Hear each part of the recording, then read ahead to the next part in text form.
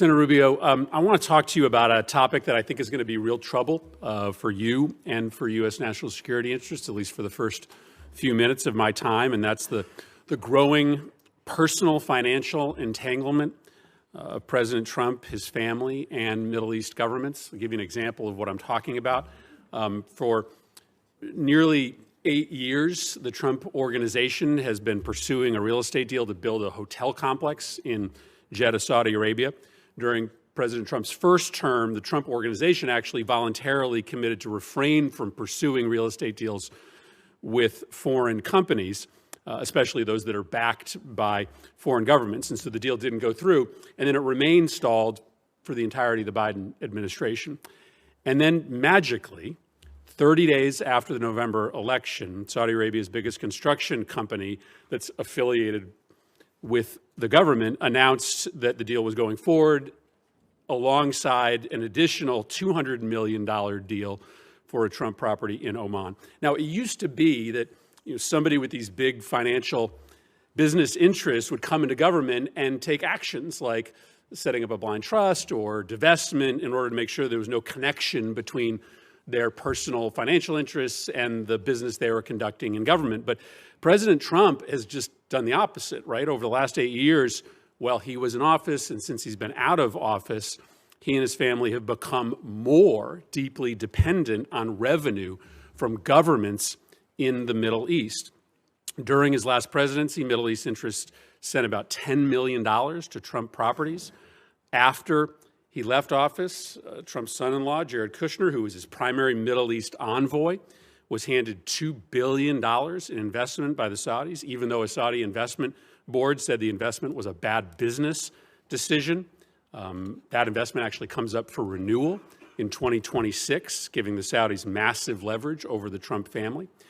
And then to make matters worse, right after the election, the Trump organization said that in this term, the president-elect's second term, it would drop its previous prohibition on doing new deals in the Middle East with private foreign companies aligned with foreign governments. So the Trump organization is going to be signing new business deals in the Middle East with private companies that have connections to foreign governments at the very moment that you are going to be conducting sensitive diplomacy in these countries. That's just extraordinary.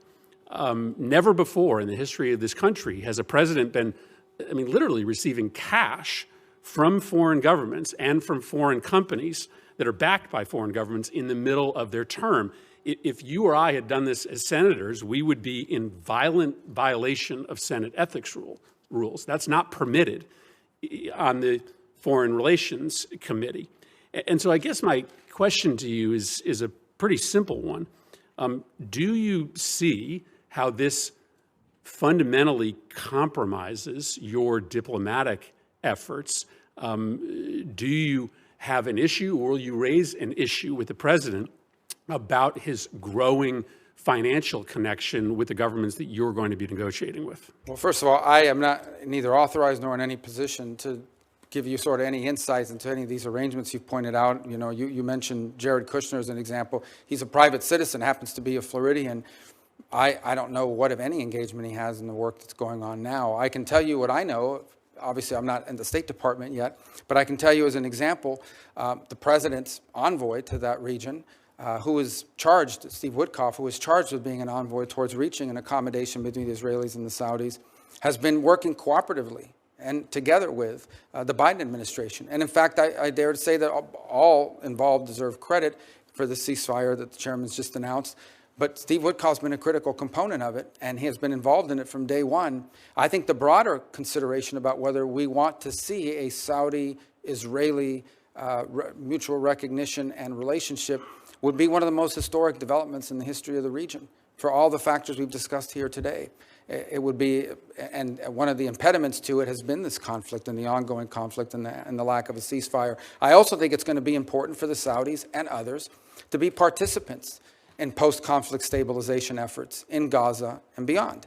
So all I can tell you is that what I've said from the very beginning, from the opening statement, and that is our foreign policy is going to be driven, as President's made abundantly clear by whether some action makes America is in the interest of the United States and our national security. And that's what it's going to be driven by. And that's how all these policies should be judged by. And that's certainly the job that I believe I've been tasked with executing on. Well, let me then simply ask you this question. Do you believe that the president should refrain from doing new business deals with Middle East governments during his term in office? Well, my understanding, again, I'm speaking out of turn, but the president doesn't manage that company. His family members do, and they have a right to be in the business. I mean, that's the business that they're in. They're in the real estate business. They've been for a very long time, both domestically and abroad. They have properties in multiple countries. So at the end of the day, I don't know, his family is entitled to continue to operate their business. The fundamental question is not whether his family is involved in business. The fundamental question is whether that is in any way impacting the conduct of our foreign policy in a way that's counter to our national interest. And the president's made abundantly clear that every decision he makes and every decision we are to make at the State Department should be driven by whether or not it serves the core national interests of the United States. And that's how I hope our policies will be judged by, not what business his family is conducting while the president is here in Washington working not on his business, but from the Oval Office. You are correct. That is the fundamental question, whether or not a policy is being pursued in U.S. national security interests or due to the president's personal financial interests. That is the reason why, as United States senators, we are not allowed to have complicated existing financial arrangements with foreign governments, because you do not want to create the impression that there is a conflict of motivation. And I just wished that this president applied to this incoming administration the same rules that we hold ourselves to as United States senators. How do you handle, I collected all the criticisms I could collect here. How do you handle accusations that your family has blurred the lines between government and personal business interests?